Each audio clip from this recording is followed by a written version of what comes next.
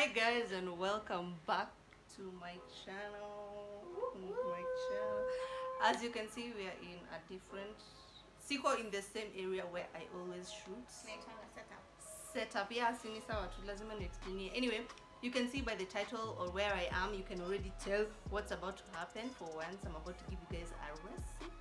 What's cooking? How I learned how to cook this. So stay tuned. It's about to be juicy, and she's also going to be so yeah, and we are looking a bit crusty because super crusty because it's a day to be in the house. Usini judge dance.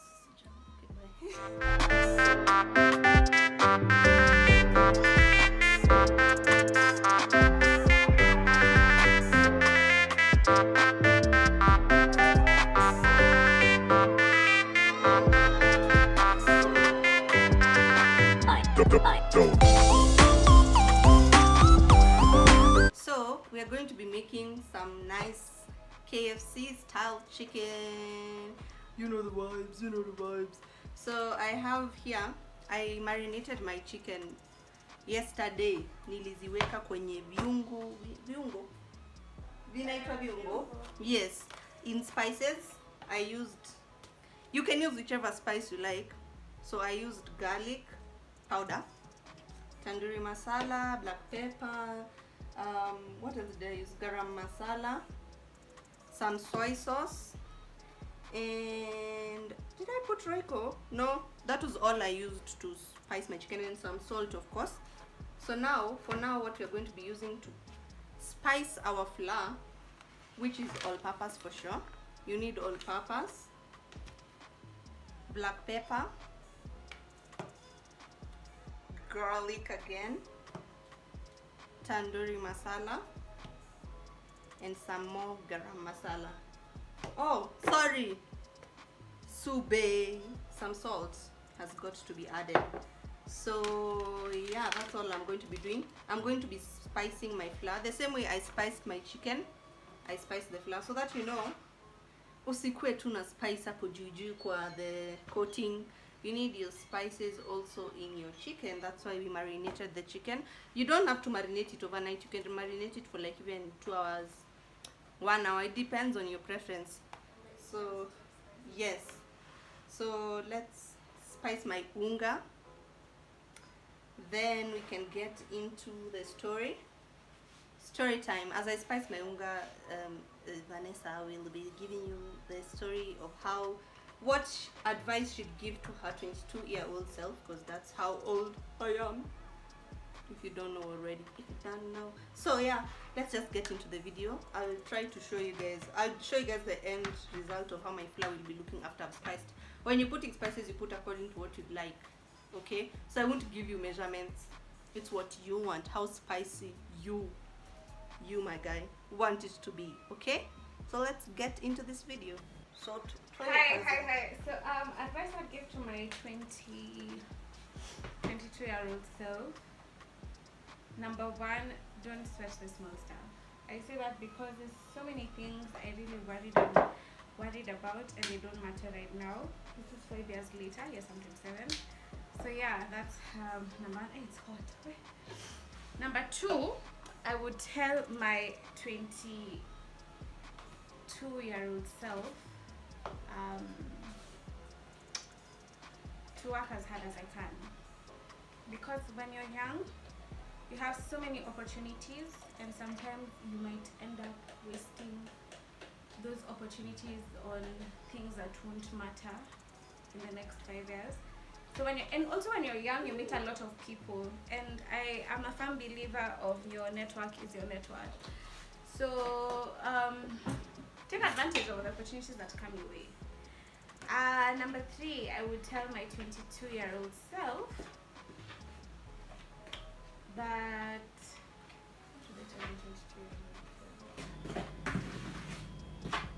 I've forgotten the third point. Anyway, let's skip to the next one. Yote ni vanity. Legit, it's all vanity.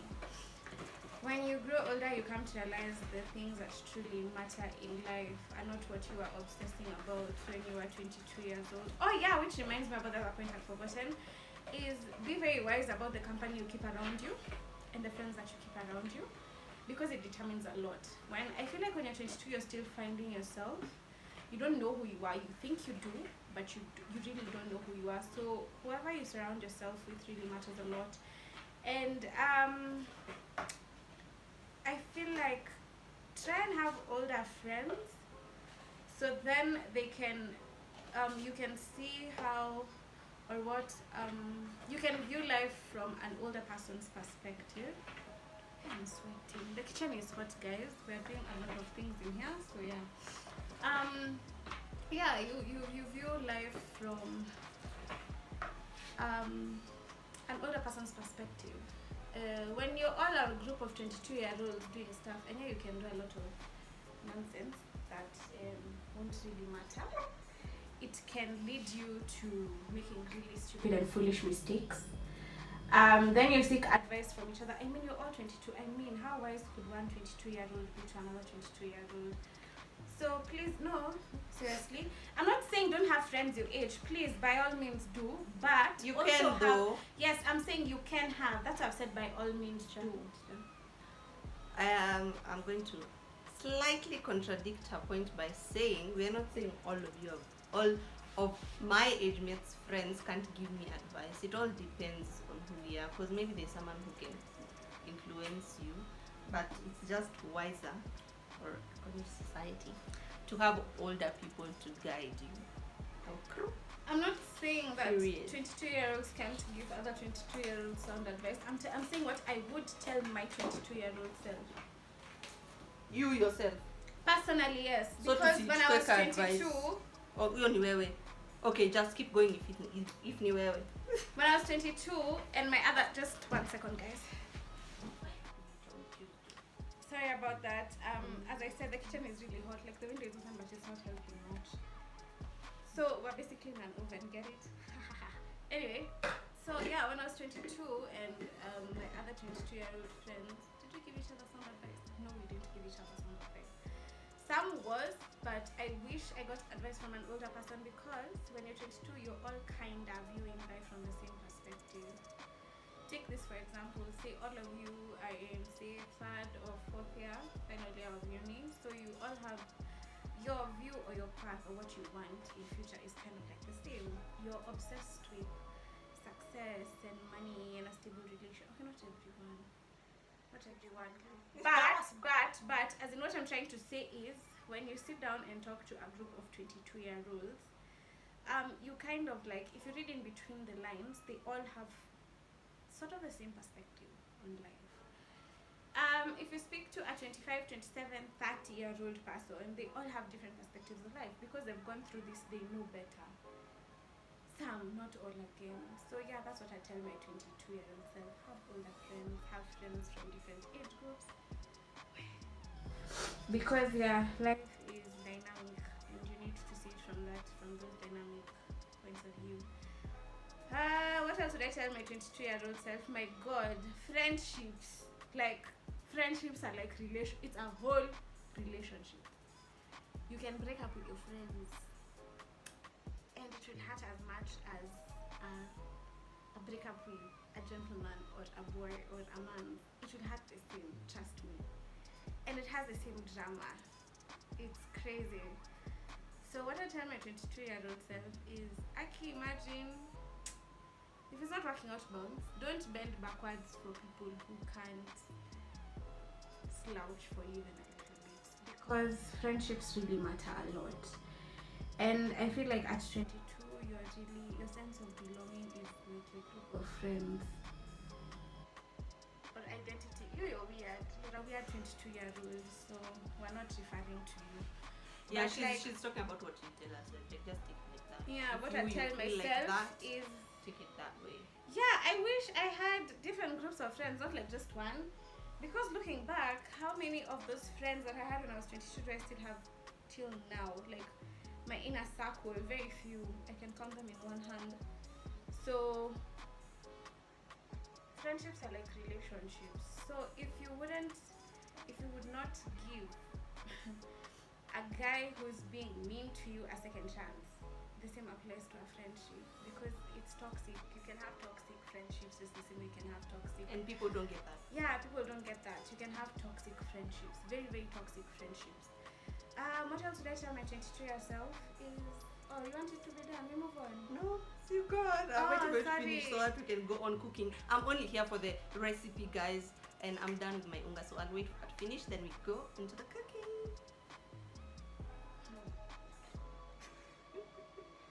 She's overthinking. She's thinking about things that are not there. That's why I sighed. And after V2. Sitafuti nafikiria. I Some are think- really sensitive. I don't know. You don't like, have to say sensitive things. I was just like, Oh, okay. yeah, you don't have to say deep things. You say what's there. Period. At 22, I wish. Hey, at 22, I think I was in uni, like third or fourth year of uni. Was I? I think I was, or second year. Don't overthink it. You are just there. Yeah, I was in uni. I was in uni at 22 years old. I wish. Things I tell my 22-year-old self is that imagine focus on your books or whatever you're doing in life at 22, because you'll never have a do-over. There's nothing like a do-over. You will never ever have a do-over.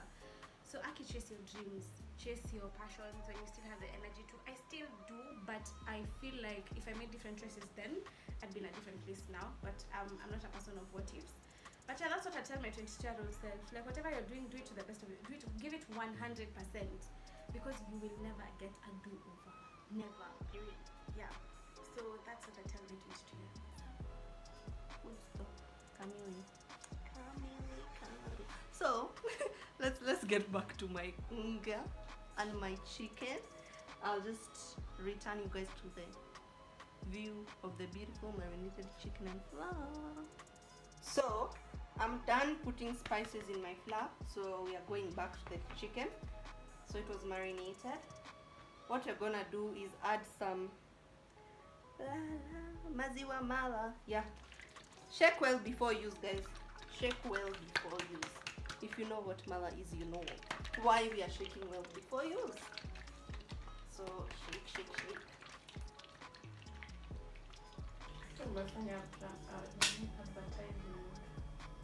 Free advertising, Brookside.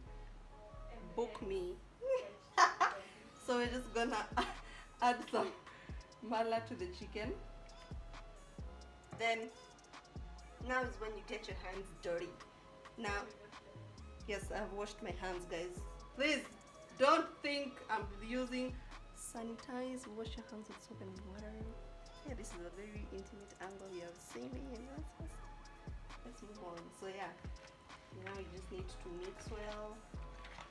Make sure you have enough mala, because that's what helps the flour to stick to the chicken. Meanwhile, my oil is actually already heating, and then because the chicken needs to go into like a good temperature of oil, not too hot, not cold, of course. Who cooks in cold oil?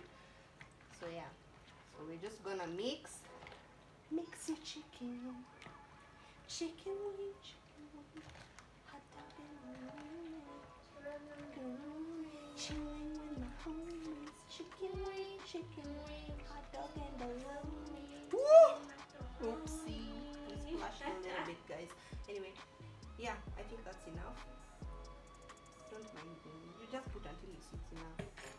So then after that, you start putting your chicken in the flour. It goes now into the flour. So then we move the flour where you can see. So just take an innocent chicken piece like this one. Throw it in your flour. Yamani, make sure the flour has touched every edge of your chicken. Make sure it sticks to the chicken, literally. You can do a couple of pieces if you feel confident enough. That's okay. I do, but when you're starting, please do one by one. Right now, I'm kind of in a rush, so please get me. Please get me. So yeah, tap in the flour. Tapping. Yeah, just tap in the flour. Make sure it sticks to the chicken. Chicken wing. Sorry guys, niko na kaujindo tu kidogo, it's okay. But by now you're used to it. If you're subscribed, I know you love it. So yeah, that's just the process. Then we're gonna dip it in the oil in a few. So I'll meet you when I'm dipping it in the oil. So guys, I'm at my big karai with my oil. A trick I learned on how to check if your oil is hot enough from the famous Millie Chebi is you dip a wooden spoon, mwiko, rolling pin, whatever you have that's wooden.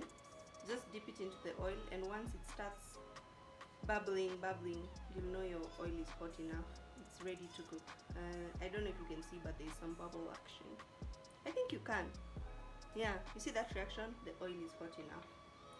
So now we're gonna put our chicken in the oil, wait for it to brown, then we remove it. Be very careful doing this, please.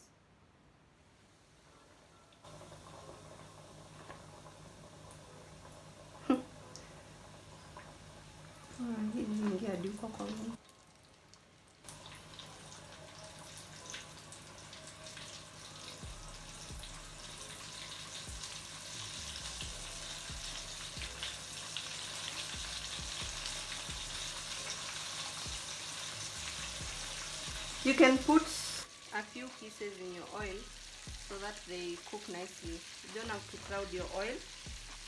So let's wait for them to cook, and I'll show you the end result, and I'll give you a tip. I don't know if you can hear me over the oil. I'll give you a tip on how to know your chicken is done cooking.